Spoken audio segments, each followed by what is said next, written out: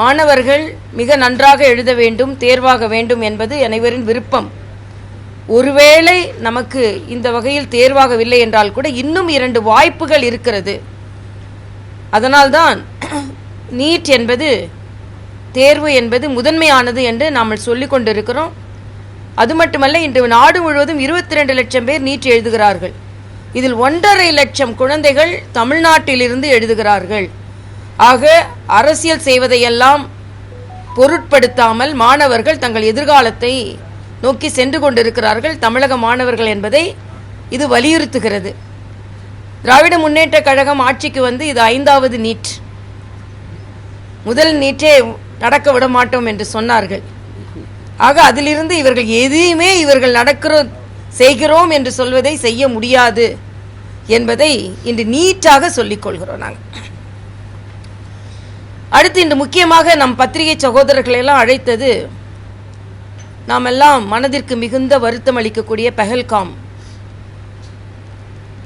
காஷ்மீர் தீவிரவாத தாக்குதல், பயணிகள் மீது, ஏன் தேனிலவு சென்ற பயணிகள் மீது கூட தாக்குதல் நடந்து குண்டடிப்பட்டு, அதில் குறிப்பாக ஆண்கள் என்று பாகுபாடு பார்த்து கொல்லப்பட்டு, இன்று மிக மிக சோகமான சூழ்நிலையில் இந்த நாடு மட்டுமல்ல உலகமே இருக்கிறது.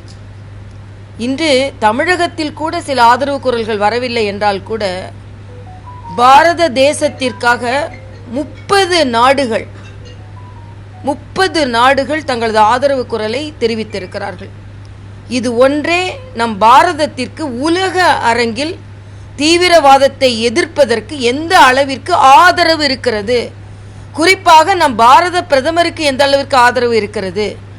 வெளிநாடு செல்கிறார் என்று சொல்லிக் கொண்டிருந்தார்கள், விமர்சனம் செய்து கொண்டிருந்தார்கள். ஆனால் வெளிநாடு சென்றது நம் நட்புறவிற்காகவும், நம் நாட்டிற்கு ஒரு பிரச்சனை வந்தால் உலகில் பல நாடுகள் நம்மோடு இருக்க வேண்டும் என்பதற்காக ஒரு நல்லெண்ண அடிப்படையில் அவர் சென்று வந்த பயணங்கள் இன்று நல்லெண்ண அடிப்படையில் நமக்கு உதவுகிறது. அதனால் இன்று தீவிரவாத தாக்குதல் யாருக்கும் உகந்ததல்ல, எந்த தேசத்திற்கும் உகந்ததல்ல, பாரத தேசத்திற்கு ஒட்டுமொத்தமாக உகந்தது அல்ல. ஏனென்றால் மற்ற தேசங்களை விட நாம் ஒரு தீவிரவாத நாட்டை பக்கத்திலேயே வைத்து கொண்டிருக்கிறோம். அந்த வகையில் நாமெல்லாம் பாதுகாப்பாக இருக்க வேண்டும் என்பதுதான் அனைவரின் எண்ணம். பிளே ஸ்டோர் மற்றும் ஆப் ஸ்டோரில் இருந்து பாலிமர் செயலியை QR கோடு மூலம் பதிவிறக்கம் செய்யுங்கள். செய்திகளை உடனுக்குடன் பெறுங்கள்.